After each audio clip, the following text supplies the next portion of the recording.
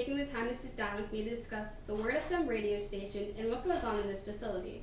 Let me start by asking you a bit about yourself and what you do here. How and when did you first hear about this radio station?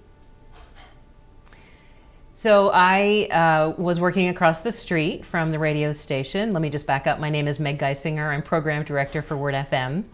I was working across the street from the radio station, and the organization that I worked for wanted to record a commercial. And so we called up, we made an appointment, and I had had previous radio experience, so had written a script and came over and worked with Dave Baker, the general manager at the time, and still is the general manager.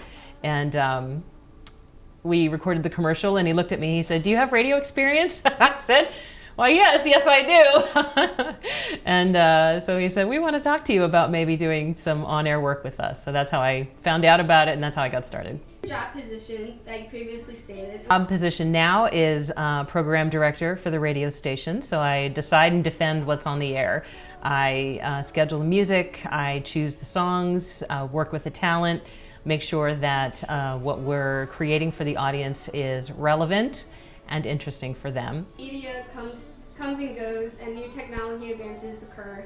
Do you think the radio field is changing? So we've been watching podcasting and audio content and content providers now for probably the last decade or so, and podcasting has come a really long way. We recognize that people are able to get audio and content from a whole lot of different places. It's not just on their radios anymore, but that still is the easiest way for them to hear what they want to listen to in the car. You know, a radio station in the car is still the easiest thing to pull up.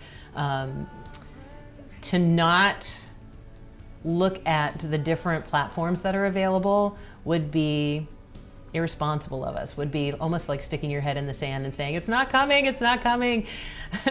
Radio's been around for a really long time, and it's going to be around for a while yet, and it might be a long time, it might not. That's up to the consumers, really.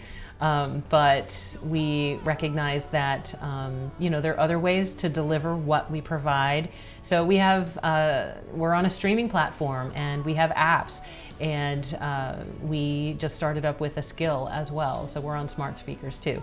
So it's listeners decide how they want to get their audio, and then it's up to us to be able to provide it to them in that way.